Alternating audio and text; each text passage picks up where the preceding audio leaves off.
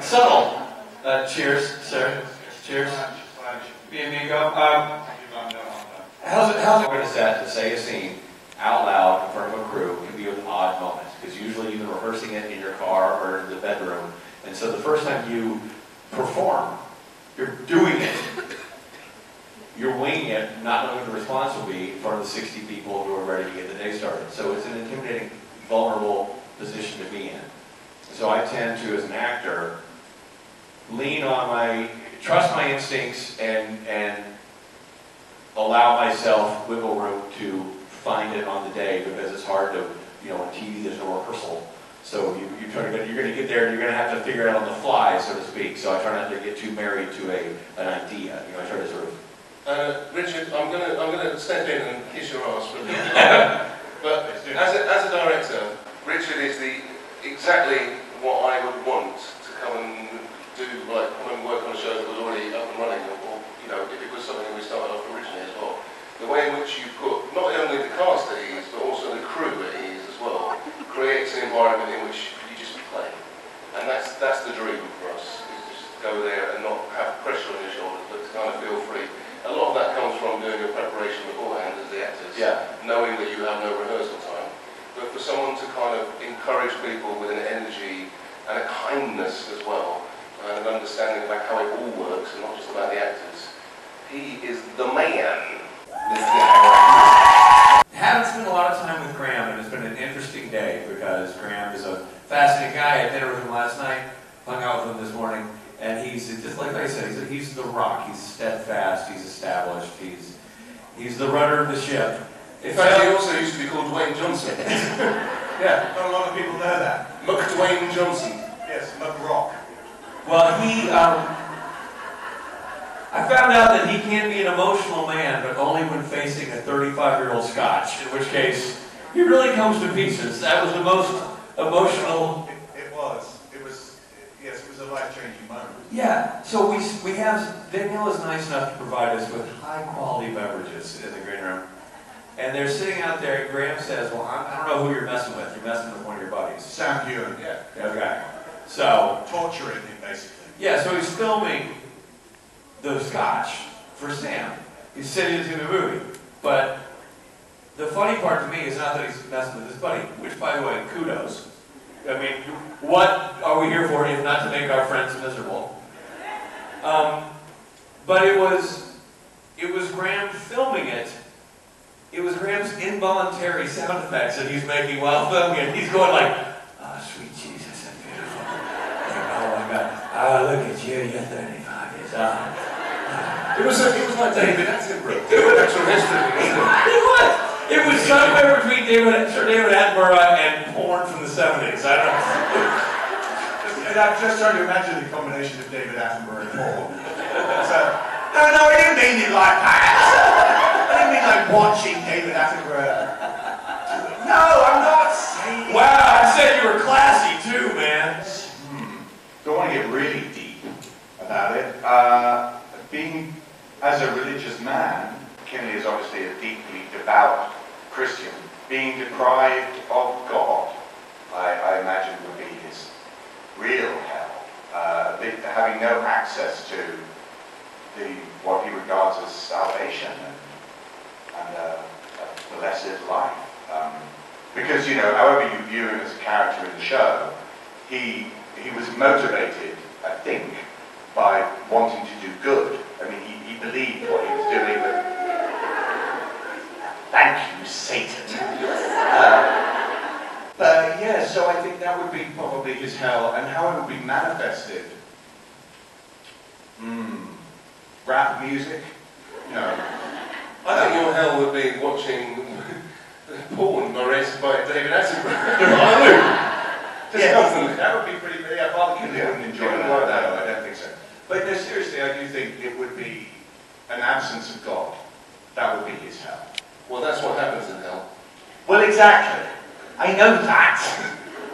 But I'm just saying that would be really bad for Father Kinley. I think for Graham personally, it would be The Bachelor on loop. Oh, pretty much every reality TV program. Yeah. Well, actually, one of my angels in my real life, obviously my missus, but Rachel Harris. plays Dr. Linda. She's an extra classy. Do you know what? I said I'd read a text message from Rachel Harris that she sent me last night. She's only just watched season 4 of Lucifer. And this is how amazing Rachel Harris is. Hold on. Oh, Jesus, 46 messages. Who's that from?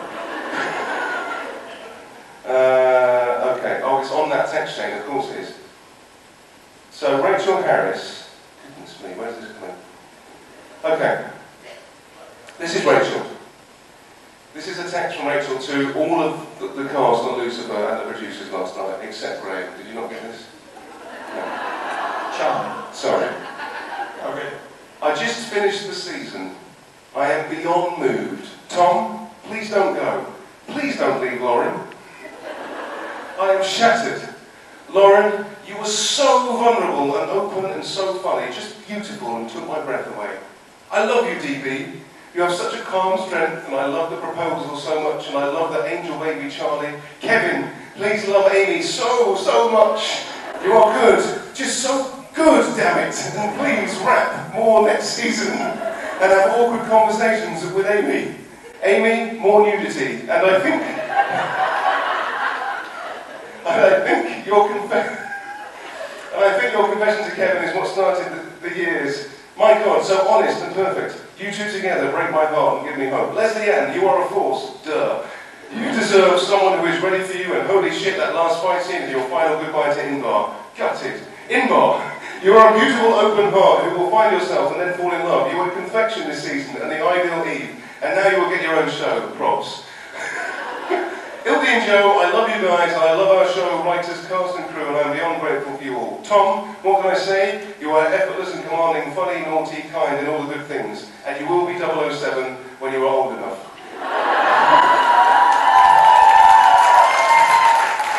Next year, question mark, I still got it. I can only hope we get to do it all again soon. I love you all, you beautiful, fantastic nerds. So much more could be said. Could it, Rachel? Really? So much more can be said, but as you all know, I can't stop myself, so I'll call you all separately. Get ready to block me. I've got to ask you this. How was it filming with Lauren Jervin, the most serious person on the planet? Yeah, we had some really difficult moments, Lauren and I. Yeah, we laughed a lot. A lot of takes were ruined by her just openly laughing in my face, or my Did you get this one? So when Lauren's laughing, like, you know she's going to go, because she adopts this pose where her shoulders go up and her left foot goes forward, and she just goes... Yes. In the middle of the scene, like you're acting around her. Yeah. You know that she's gone. Absolutely. That's exactly, yeah, That's it. exactly. She did that all the time. Yeah. So that was quite challenging. But she was great. She was great. She used to make me laugh too, to be fair. Were there any scenes in particular you were thinking about where you were like, how did you keep a straight face? Oh, it's all a bit of a blur. I mean, I'll tell you one, you know the scene with the orgy dance?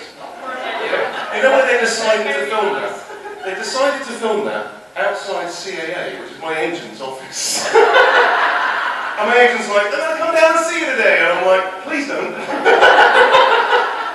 But they did anyway, and I was like, I really can't explain this. And the gathering of people watching over there, it's quite embarrassing. But, yeah. What do you mean? In season 5. Season 5. If there were a season 5. Well, I mean, obviously, spoiler alert, wherever he ends up at the end of season 4, we need to get back out of there. Unless we bring all the other characters there, and that's going to be like Game of Thrones episode. Could be interesting. It could be interesting. I mean, honestly, with Joe and Ildy, who just guided the Lucifer ship from the very beginning, I don't have a lot of ideas about where we go story-wise, but when they come and tell me what the new story is, I'm always like, what? Really? Oh my God! This is great. So I kind of like, I entrust them with the stories, but I know that they've got some ideas about season 5. I just don't know what those ideas are yet. But we need season 5 first.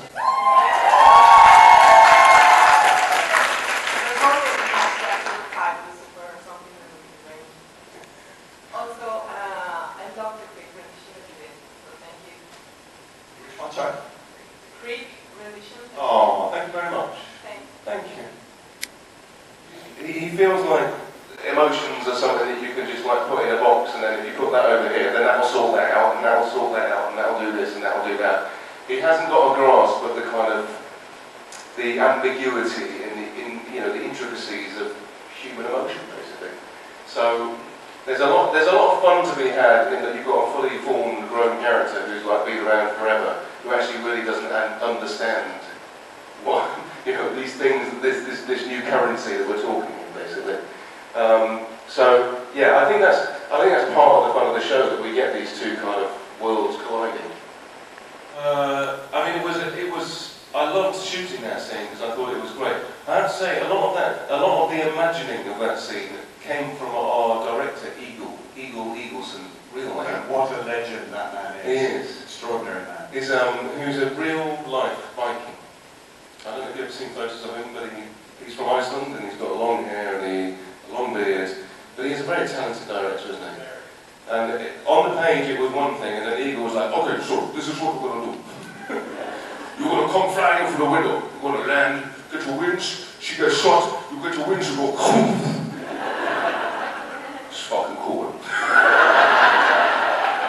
I was like, Very good. I'm with you, Eagle, I'm with you on this one. No, I mean, the challenge, like any of those scenes, the challenges, I think, of shooting them are the imagining of the thing that isn't there. So the wings were a whole thing.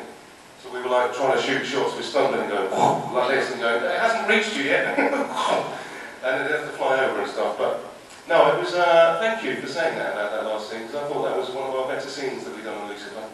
Yeah, I think it was Thank you. really good. Who's from Brazil? Oh my god. Okay. This is great. I went to Instagram last week. Instagram asked me to come in for a meeting to talk about how to Instagram, because I'm really bad at it. No, it's just kind of utilise YouTube. Exactly. It's about photos. But they explained. It's helpful if you take a photograph. They explained to me that they sort of broke down all my statistics. 35% of my followers on Instagram are from Brazil. And I've never been to Brazil. So I think I should go. Yes. Thank you for the one person I obtained response. Yes, I think maybe that's a good idea. No, I love travelling. I do. I've always travelled. My father was a pilot, so I travelled where he was working, all of that kind of thing. So it's always been a part of my life. But places that I've always wanted to go to, well, really think Iceland. Never been there. Yeah, Iceland is supposed to be amazing. Finland. There they are. You said that on purpose. You knew they were there, didn't you? I might have done that. Finland. I think it was off stage. You went, "Let's get some people from Finland." Scandinavia generally I've always been interested in. There's other. I love Japan. I've been there a couple of times. Thanks, guys. For the stumbling antics of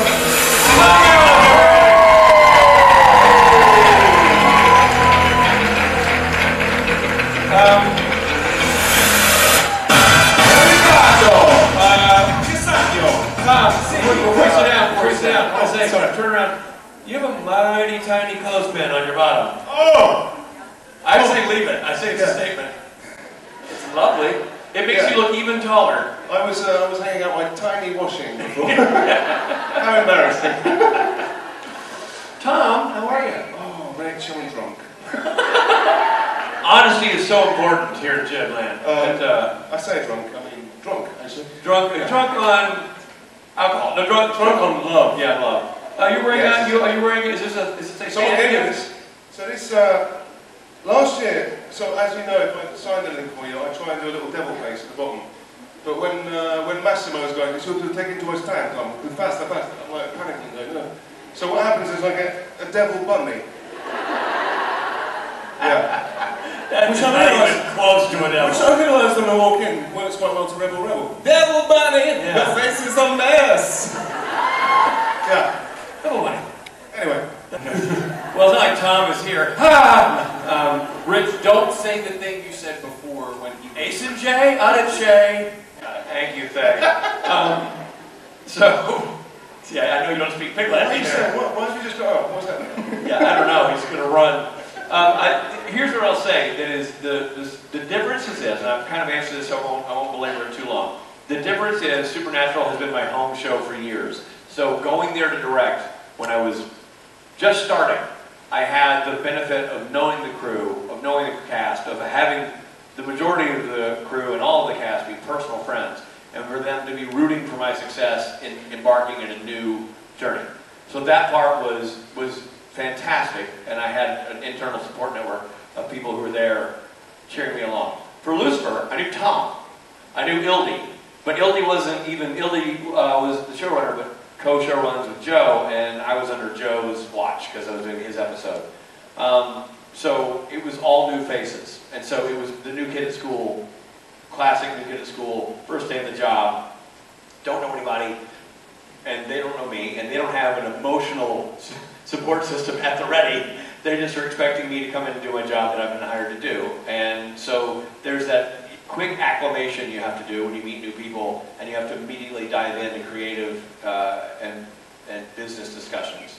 And you do that on the pre-production side, and then you erase all that and start over and start doing it all on the production side. So you're the new kid at school twice in the process. And that was the challenging part of being sure that I could ingratiate myself to people who are already doing a great job on a great show for many seasons, and I'm trying to merge into what they're doing well, bringing a little bit of what I can add to it while we're honoring what they've already achieved. And that is the challenge going to a new show. So that was the difference. It was fresh.